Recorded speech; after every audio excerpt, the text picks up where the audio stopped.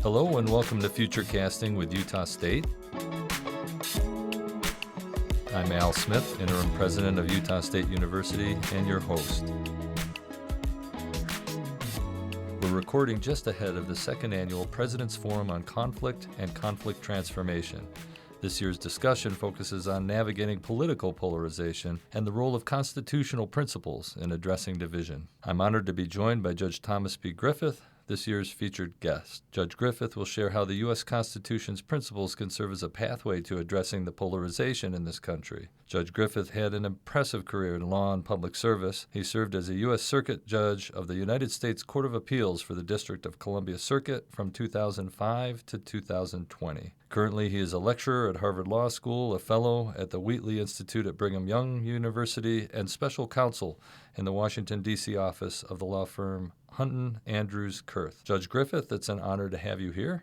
Thank you for joining me. Thank you. It's an honor to be here. So let's begin with our questions. The forum's purpose is centered around conflict transformation and fostering open-minded communication. From your perspective, how can institutions like Utah State University help address the significant challenges in America today? Well, first of all, let's recognize that it can and that it should and that it is doing so, which is wonderful. I think the universities of our country, look, we have the finest higher education system in the world. It's the envy of the world. And when we train the sites of our colleges and universities on critical problems and challenges for the nation, they succeed.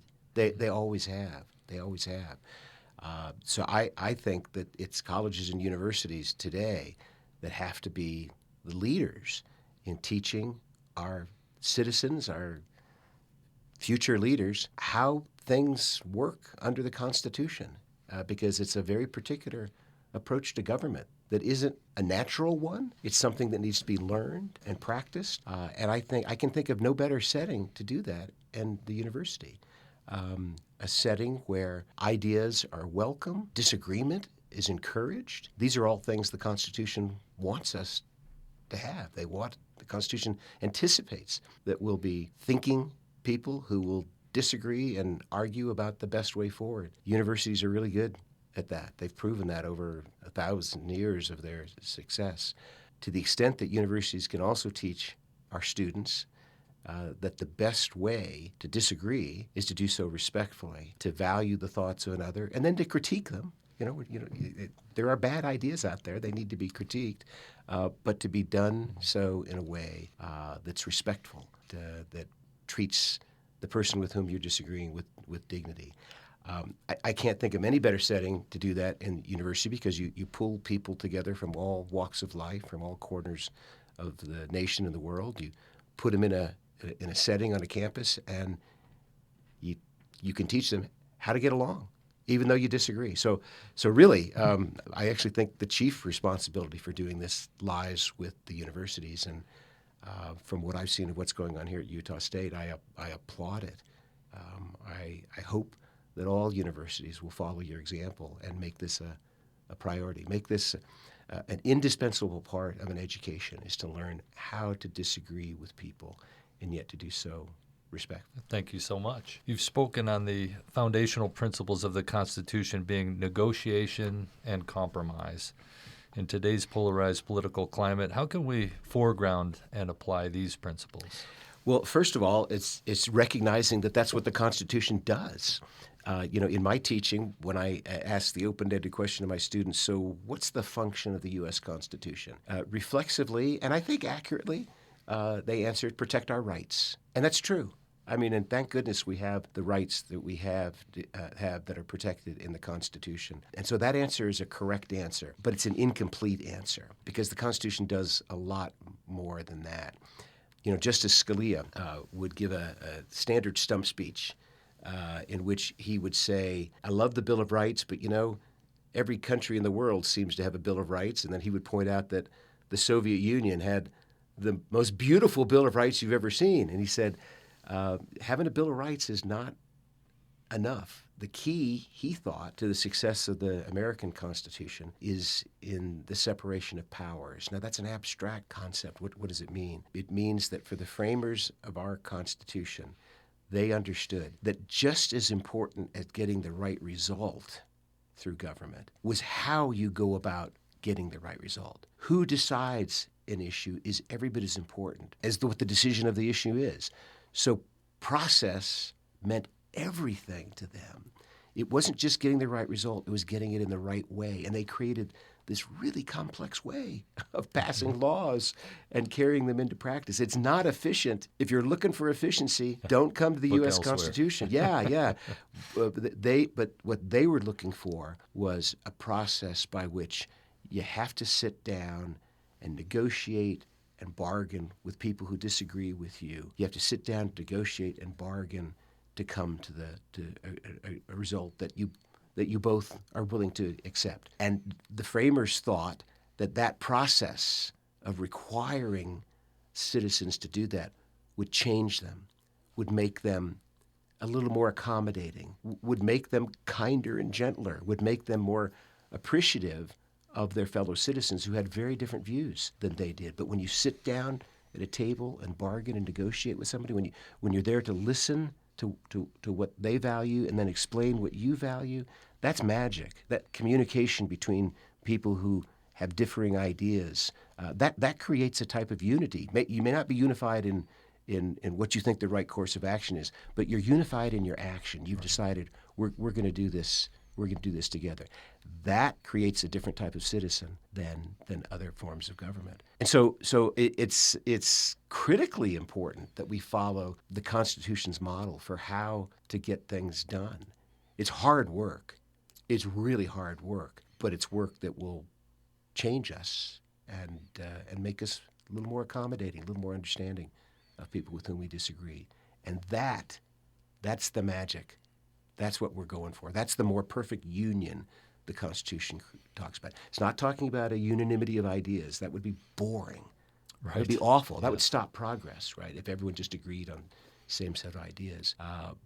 But it's talking about a process of what the Constitution answers the question: how do you get along with people with whom you disagree? That's the big question the Constitution answers. And in saying that, I'm borrowing from the works of a scholar who I admire a great deal, Yuval Levin, and that's his point, that the Constitution is designed to answer the question: how do you live with people with whom you disagree? How are we answering that question today?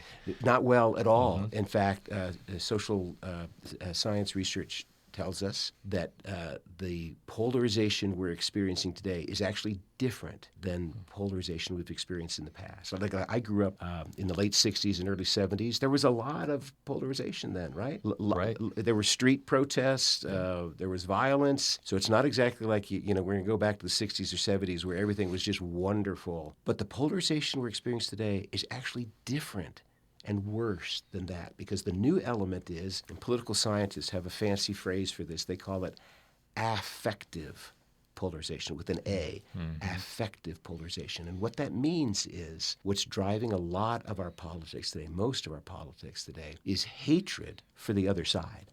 It's not just that I have ideas about tax policy that I think would be beneficial to the country.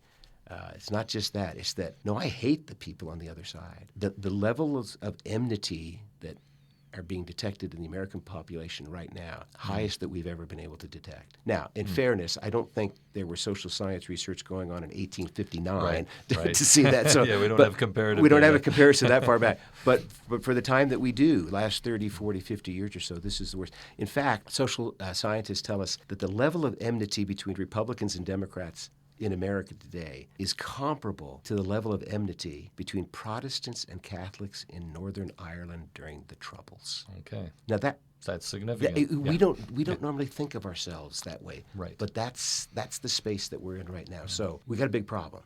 We got a big problem. So as we think about the concept then of negotiation, I often think about sides staking out a space at the start of that process and coming to compromise. Would you say then the places are further apart and further apart than they've been? They seem to be now, but here's some good news. Let me put some good news in here. They certainly seem to be when you're dealing with the most vocal folks, the folks who fill the airwaves, the folks who are active in social media. Research has shown those tend to be people on the extreme of either. There's a wonderful organization out there called More in Common, and they've done a fair amount of research. They're publishing reports all the time. They just did one within the last month or so that's quite significant. And they claim that in their research they find that when you can talk to people away from these charged environments, it turns out that there really is a large group of people in the middle who agree on a lot of issues. So the hope is that we can play to those people. And I was going to ask about that group, that if we want to call them the political center or the independent, whatever label we might want to give to that group. How do they find voice in this? How do they stake a place at the start of a negotiation process? So I think part of the challenge is that a lot of those folks are not deeply involved in the political process. Okay. They're tired of it. Mm-hmm. Social science data again shows that like over 90% of Americans are sick and tired of our present circumstance. That, you've heard the phrase the exhausted majority. Yes. So I think a lot of these folks are exhausted and they're not participating. They may be voting and stuff, but they're not participating in the conversation. So they don't feel they don't have a voice. That few people are speaking on their behalf, and they're not deeply involved in what's going on because they're so tired of it. They're going about living their lives in good ways, doing meaningful things with friends, family, community, but they're not deeply engaged in the present political moment because it's so exhausting for them. So, but that doesn't answer your question. How to reach them? I don't know the answer to that, but we're trying. Lots of people are the good news is there are lots of people out there trying to reach the folks and find common ground. And even if they don't find common ground in a particular policy solution, find common ground in the idea that even though I disagree with you, you are a fellow citizen. Right. Back to the process concept. Exactly. Right. To get it, it's in my mind, we got to get the contempt out of it. Listen, I'm all for disagreement. I'm an American. I don't trust a decision made by any entity or person that isn't the product of vigorous disagreement, whether that's the White House, the Supreme Court, Congress, my pastor's office, my church headquarters. I want to know that everything has been thought through and has been argued over, right? Disagree. So we're not talking about getting rid of disagreement. It's just the way the disagreements are taking place on the extremes right now are just they're so filled with contempt. And I just look at any social media feed that comes from major politicians today, and it's just filled with contempt. It's not that the judge is mistaken. It's that he's corrupt. Right. No, right. That's a big... Right. I want people to say the judge is mistaken. I wrote opinions. I want people to say, hey, Griffith, you really messed up on that one, because hopefully I can learn from it. But if you say, Griffith, you're corrupt, it's going to be real hard for me to want to... It's been personalized. It's not about the idea anymore. It's about the judge. Exactly, right, exactly. Right. And that's what this is primarily about, is getting the contempt out of it. Let's get back to just arguing about ideas and not casting doubt on our opponent's character. Yeah, and I wonder if that contempt leads folks to start from a place of seeking capitulation rather than compromise. That's an excellent point. Would that be fair? Yeah. That's an excellent point. One of the things about negotiation and compromise is that if it's entered into in good faith, you might find new solutions that you never thought of before. You might. Right. Right. Both tables come to the party. They have different objectives. It may be that as they work things through and out, they come up with a new approach, a new idea. I mean, that's in the best of all possible worlds that happens. But that does happen. I'm sitting in a state right now where that did happen in the Utah Compromise. And that, this, Utah right now is a magnet for social science researchers and political theorists who are coming to this state to see, how in the heck did you guys pull this off? It's a real question whether it's scalable, or maybe it's unique to Utah's unique culture. But the Utah Compromise is granting the largest protections to sexual minorities against discrimination in housing and employment in the country, at the same time protecting religious liberty interests of those who have objections to that, right? The fact that Utah was able to pull that off has caught the attention of a lot of people. So there's an example of people in goodwill sitting down with very different views, sitting down and finding a way to accommodate the other. And in that instance, both sides giving up a little to accommodate another. That's the morality of it, if you Sure, see. I mean, sure. the Constitution is not just about structures and process. It is, but it's about more than that. It's about a morality. It's about a morality that's based on an idea. Let's go back to the Declaration of Independence, that we are endowed by our Creator with certain inalienable rights. If you really believe that, if you really believe that that person you're negotiating with has been endowed by his Creator with certain inalienable rights, hopefully you're going to approach that person differently than you would if it's just someone who you think has noxious ideas. So that's very much a part of this whole issue.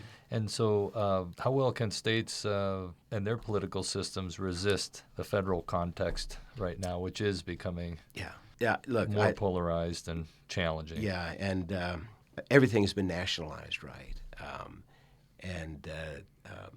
Local elections are, you hear these stories of local elections for county commissioners and school boards being affected by what's going on in Washington, D.C. And Instead not of talking the local issue or the roads. Exactly. Right. I hear where you're on potholes. Where are you on Ukraine? This sort of thing. And I'm not certain what can be done about that, because we live in a world where we have access to everyone else, everything else that's going on. We know what's going on. So I think that's hard to do. But if this is going to succeed, it's going to be at the state and local level. None of us should be waiting for a white knight from Washington, D.C. to save us from this. I don't think that's how this is going to happen. I think this is going to happen. If it does happen, it's going to happen at the local, the level of people getting involved in the public life of their community. Because when you get involved in the public life of your community, the chances are you actually know that person from soccer practice, or you know them from running into them at Smith's, or they may be a neighbor or a cousin of a third cousin. And all the social science research shows that it's a lot harder to hate somebody or to hate somebody in the same room who's right in front of you than it is online. Yeah. Than it is online. And so if this is going to work, it's going to be because local communities decide, we want to go about this a different way. Yeah. We want to go about this a different way. So earlier you shared a little bit about separation and balance of powers, and so I want to ask a question, being that you were a former federal judge. How do you see the judiciary's role in bridging political divides? So I think it's actually very critical, and here's why. Because in the judiciary, there are rules by which you participate, right? And when you come into court, you treat your opponent respectfully.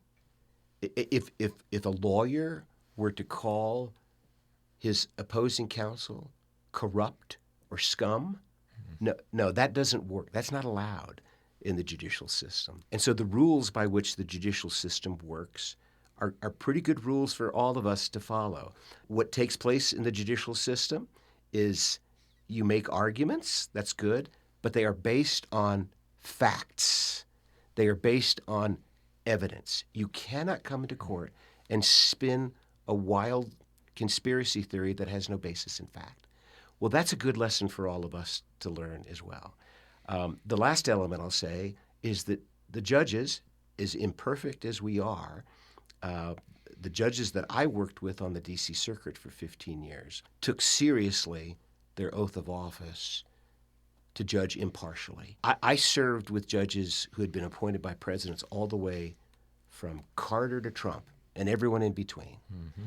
And I never once in my 15 years saw any of my colleagues make a decision that I thought was in any way based on their partisan priors. It just, and I was looking for it, Yeah. Because right. you read that's what goes on, Sure. right? Sure. And in 15 years, never once. Plenty of reasons, plenty of ideological differences about, the role of the judge, how you read a statute, how you interpret the Constitution. Lots of disagreement about that.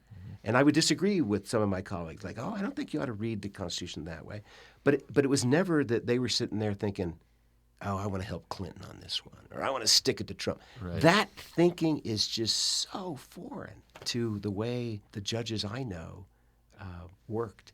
And Now you work based on what comes in, yeah, right? right. And I know that there certainly has been a bit of discussion about what constitutes a fact. In other words, there's debate Yes. about what's factual. Yeah. Are you seeing that creep into your world? No. Okay, We so don't play. We don't that's play more those out sort here of in our games. world, No. right? Yeah, okay. No. Counsel, give me the fact, right? Uh-huh. And what's the evidence for it? And if you don't have evidence that you can support, sorry. We don't engage that. So the point I was trying to make is, as I look at the judicial system, it's characterized by civility, characterized by argument. We want that. You always want to hear different sides of it, but that argument is always conducted civilly. It's always based on fact. It's always based in interpretation of the law. And then when the judges go about doing their work, it's the same thing. It's the same thing. It's based in reason, based in law, and as to the extent that we can, and I think we succeeded a lot of it, not based on partisanship. That's a pretty good amount. I wish the American people could have seen what I saw on the D.C. Circuit for 15 years. Media sometimes calls the D.C. Circuit the second most important court in the land. Right. But by the way, I have no idea what that means. My I'm mother. going to presume it means after the Supreme Court. Yeah, after the Supreme Court. Yeah, But the idea that what is there a ranking is that Right. the sports writers and the coaches poll. I mean, Right. we're not comfortable with that. There's My no mother real my mother scorecard, loved right? it. My mother I'm loved it sure. and told all her friends that. But it doesn't mean much. But nevertheless, it was it's a significant court, right? I wish people could see what I saw there, because if they did, they would be really impressed with the federal judiciary. Once again, not perfect, but they would come away saying, "This is pretty good." So it's a nice counter, right? It is. That's That's part the of point. the system of balance. And I'm going to take advantage of this particular moment to maybe riff on this a little bit. Please. Because our institutions are undergoing a stress test right now. They sure are. And a lot of politicians are being very critical of the federal judiciary right now. And I want to stand up and say, I think that's wrong. First of all, it's inaccurate. It's just inaccurate. And second, it undermines public confidence in the judiciary. And if we lose that, we've lost a lot. Here's a story, if you don't mind me telling. Yeah. So I'm a political conservative. I was appointed by a Republican president, George W. Bush. To the extent I could, I totally tried to get out of political thinking when you're a judge. So I no longer consider myself a partisan. But after I stepped down from the D.C. Circuit, the Biden White House asked me if I would join a commission that the White House was creating called the President's Commission on the Supreme Court. It was a commission that was going to look at the debates surrounding the role of the Supreme Court and analyze those arguments. And they wanted it to be bipartisan. And so I was one of 5 or 6 conservatives out of a group of 35 that was on that commission. It was great. It was a great experience. It was a wonderful experience. Some people criticized the composition as saying, only 5 or 6 conservatives out of 35. That's not very balanced. My response to that was, conservatives were better represented on that commission than in any faculty lounge in the country. So lots of vigorous discussion about the role of the court, the role of the Roberts Court. Are they doing the right thing or not? And I heard my standard speech in those meetings was I pushed back against my progressive colleagues who kept saying the Roberts Court is illegitimate. The Roberts Court is illegitimate. And I would push back on that, and I'd say, no, you just don't agree with their decisions. That doesn't make them illegitimate. Stop calling it illegitimate because that undermines public confidence. The story I want to tell is I'm giving that speech, and one of the members of the commission, who is a political progressive, a fellow named Walter Dellinger, has since passed away, very distinguished constitutional law scholar and public servant who was a political progressive, came to my defense, and he told the following story. He was the lawyer for the United States who argued before the Supreme Court the case that was called Clinton versus Jones. This was Paula Jones' lawsuit brought against Bill Clinton, where she claimed that he had sexually harassed her. The case was in front of the Supreme Court, and the issue before the Supreme Court was whether you could pursue a case like that against a sitting president, or if you had to wait till after his term of office. Okay. Walter Dellinger argued the case on behalf of the government, on behalf of the President of the United States, and he lost that case 9-0. He lost the case 9-0. Okay. He tells the story that he was actually visiting a law school in China and lecturing at this law school in communist China when news came that the Supreme Court had ruled against him and the president 9-0. And he tells the story that he announced that to his students in China, and none of them could believe that. None of them could believe that the Supreme Court would rule unanimously against a sitting president of the United States. And Walter said, even though he had lost that case 9-0, he was never prouder of our judicial system right. than that. So we have, this is our crown jewel, our judicial system. I think we're duty bound to look for ways to support that system. Yeah, is it going to hold up to the stress tests? I think it will. I think it will. But what I worry about is I worry about politicians and I worry about citizens who are leveling these charges of corruption and Sure. judicial insurrection, judicial coup, because they disagree with some decisions that have been rendered right now. Well, you know what? Yeah. Each of those decisions is going to be reviewed maybe 3 times. Right. That's our system. If a judge gets something wrong, you have another set of judges look at it. And that's the process we're in right now. So I have a lot of confidence in the judges and in the process. So. And what role do you see for the judiciary in restoring public confidence in the rule of law and the system of government? Is there a place for that? There is. Okay. And judges have a duty to be impartial and not to favor one side over the other because of their political views. That's just a cardinal rule. You take an oath to God and before the citizens of the United States that you will be impartial. And so judges need to do that. Sometimes judges don't. They're not perfect. Sometimes they don't. But every time a judge doesn't, that hurts the system. And it feeds into the notion that they are just partisans wearing robes, right? And my experience is that they're not. Justice Stephen Breyer served on the United States Supreme Court for 28 years. He wrote a lot of dissenting opinions, right? Right. And yet he writes and says that the justices on the Supreme Court, even those with whom he disagreed, said they're not partisans in robes. They're not looking for ways to help one party over another. He said, we have lots of disagreements about a lot of things, but that's not what is going on in the Supreme Court decision. Now, and that's remarkable coming from somebody who lost a lot, right? Right. He lost a lot. It'd be one thing if he was on the majority a lot and said that, but he lost a lot. And he's saying, no. Clarence Thomas and I'm putting words in his mouth, but he would say this if he were here. Clarence Thomas and I disagree a lot, Justice Breyer would say, about how to read the Constitution. But you know what? I admire Justice Thomas. He's my friend, and our disagreements have nothing to do with who we want to be president or not. Nothing to do. They're all about how you interpret law. Justice Breyer says that. I think it's true, and I wish more politicians would recognize. I was going to say, presidents nonetheless certainly try to create and the Senate a more partisan and Senate judiciary. confirmation hearings Right. I'm sorry, it's a circus. It's an absolute circus. Agreed. So I was Justice Jackson asked me to introduce her to the Senate Judiciary Committee at her confirmation hearings. And that was treated by the media as something novel and unique. You know, I got a lot of attaboys and I got a lot of what in the world are you doing? Yeah, Right. so but the point I tried to make is, there was a time when there was nothing unusual about that. Antonin Scalia was confirmed by the United States Senate. I think it was 98-0. Ruth Bader Ginsburg 96-3, or numbers about that. Vastly different viewpoints, and yet they both had this overwhelming confirmation process. That doesn't happen today. So something has changed. That's one of those stresses on the something has system, changed. right? And the question you have to ask yourself, is that a good change or not? I think it's a bad change. Justice Barrett, a protege of Justice Scalia, didn't get a single vote from across the aisle.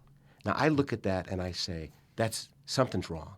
Something's wrong about that. I want to go back to the days when you would get an Antonin Scalia and a Ruth Ginsburg who have different views. I think that's healthy for the country to have different views being argued at the Supreme Court. So what can judges do? Judges can do their job and not appear to be partisans in robes. And I think, from my experience, I think that's what they do. I think if you look carefully at the work they're doing, you won't say that they are partisans in robes. Justice Barrett has a great response to this. She said, people say we're partisans in robes. She said, my answer is read our opinions. Read our opinions. Now, there's a problem with that. They're really long, and most of us don't have time to do that. But she's right. A bit of a legal background, yeah, probably. A little bit, but actually not too much. These are actually pretty good writers we've got on the court right now, and they're actually pretty good. But she's right. If you read the opinions and don't just rely on what social media is telling you, or cable, or talk radio, or do you read it yourself? No, you're going to come away saying, this is a serious person who's struggling with a difficult issue. Right. I require that of my students. I tell them, you can't criticize a Supreme Court opinion in my course until you've signed an affidavit telling me you've read the opinion twice. Now, I'm joking about the affidavit. But the point is, no, you have to read it twice. Because if you read it, if you read Justice Alito's opinion in Dobbs twice, you may disagree with his reason, but you're not going to come away saying, oh, this is a man who's trying to oppress women. That's not what's going on. Right. It's not a corrupt exactly. And I say the same process to get to that end. Yeah, and I say the same position. thing to my conservative students. If you want to criticize the Supreme Court's opinion in Obergefell recognizing right to same-sex marriage, read the opinion twice. Read Kennedy's opinion twice. You may disagree with it, but you're going to come away saying, "Oh, this is a good person wrestling with a tough issue. He's not trying to destroy the traditional family." Stop saying that. Read the opinions, and I think you'll see that these are really good people wrestling with difficult issues. That's how they view one another. That's how the justices of the Supreme Court view one another. They disagree passionately, but they all recognize what's going on is going on in good faith. It's not politics dressed up in robes. It's not. Right?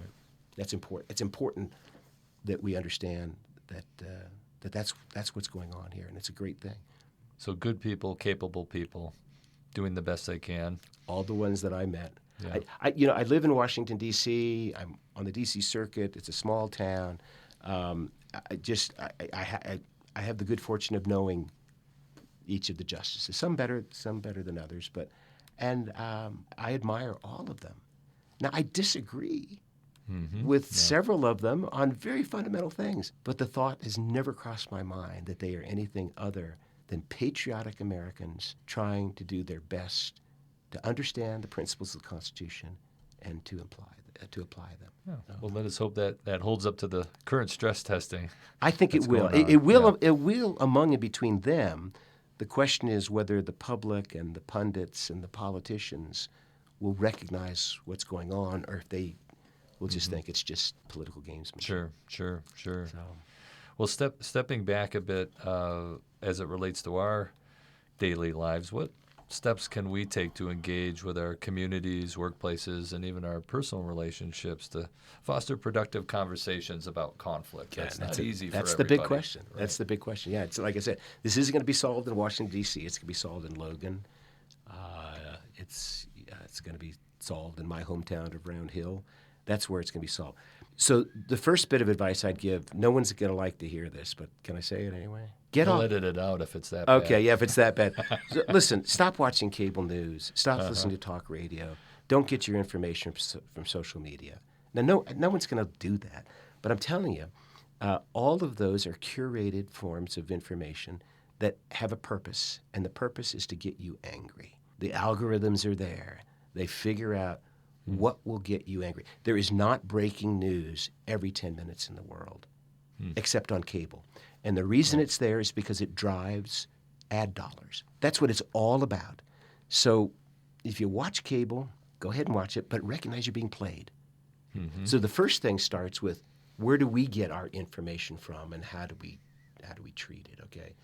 The next thing is to recognize that the person who disagrees with you is a fellow citizen, is a person that deserves dignity, because the Declaration of Independence tells us, or if you're a person of faith, it certainly tells you that. And so to treat them that way. Third thing is, get involved in what's going on in your community, in the school board. There are lots of groups out there that work real hard at overcoming this toxic polarization. I'll just mention one that's active in this area. It's called Braver Angels. Braver Angels is a grassroots organization that gets people together and teaches them how to have these discussions. And a typical Braver Angels meeting, you'll have half red and half blue. And you'll debate an issue under certain ground rules about how we talk to each other and listen to one another. And Braver Angels has done this thousands of times across the country. It turns out no one changes their mind about the issue. Sure. The blues feel the same way about the issue, about guns. I think we've come to learn that, right? And the reds feel the same. But most of the people there change their mind about the other people.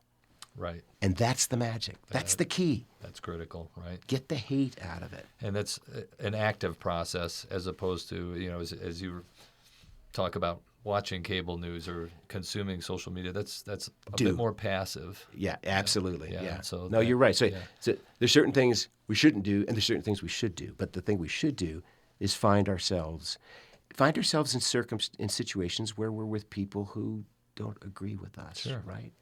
Yeah. Discomfort's a wonderful stimulator of growth. But here's the other thing. I'm told by the experts, that when you're in that setting with someone with whom you disagree, don't try and persuade them. It's not going to work. Right. And so what you do is you listen to them. You just seek listen. understanding. Seek understanding. Right. Seek understanding. Don't try and persuade them. Now, if they ask you, what do you think about that? Well, respond in a kind and gentle way. But the primary thing is, we're there to listen and to understand. That's the skill most of us, present company included, need to do better. We all need to work on it always, right? Yeah, Lifelong process. Right. Absolutely. Well, is there anything that we've not covered in our discussion today that you believe we should consider as we navigate chasms and conflict in America today? No, I think we've covered the waterfront in many ways, but I'll add this. I think this is really critical at this moment. I'm not optimistic, but I'm hopeful. The forces that are dividing us are really powerful right now, and I think it calls upon all of us to respond. But the surprising thing to me is, the response doesn't call for us taking out our pocket copies of the Constitution. I've got mine here, and waving it and saying, "This is my right. This is my right." That's important, but that's not what we need right now. What we need right now is pulling out your pocket copy of the Constitution and saying, "I want to understand you. I want to be with you. I want to be in a country that's diverse." So I'll finish with this. Our greatest president at the moment of our greatest national peril, Abraham Lincoln, in his first inaugural address, states have literally seceded from the Union. It's dissolving in front of him. It says that language that's sort of American secular scripture. We are not enemies, but friends. We must not be enemies. Though passion may have strained, it must not break our bonds of affection. And I noticed out in front of Old Main, there are two statues, right? That's right. George Washington, Abraham Lincoln. George Washington explained why the Constitutional Convention had succeeded in the summer of 1787. He explained it to Congress. He said the Constitution was created because of the spirit of amity and that mutual deference and concession which the peculiarity of our political circumstances rendered indispensable. Amity, deference, concession. Washington said those are the virtues that were exercised in Philadelphia in 1787 to give us the Constitution. Then Lincoln tells us what we need to do to keep it going, and it's bonds of affection. Those are the things. We need to work on those things. Great reminders for us as Americans. Thank you very much, Judge Griffith, for sharing your expertise and hopeful message for us. We clearly have the tools to transform conflict in ways that can manage competing interests and strengthen our society. Let us hope that we proceed accordingly. Thank you. Thank you. Yeah. And I'm Alan Smith, and this has been Future Casting with Utah State. Thanks for listening. Thank you for joining us in Future Casting with Utah State. Future Casting is a production of Utah Public Radio and Utah State University, sponsored by the Office of the President. Our producer is Hannah Castro, with help from the Utah State's Marketing and Communications team, and the theme music was produced by Justin Warnick. You can listen to Future Casting at upr.org or wherever you get your podcasts.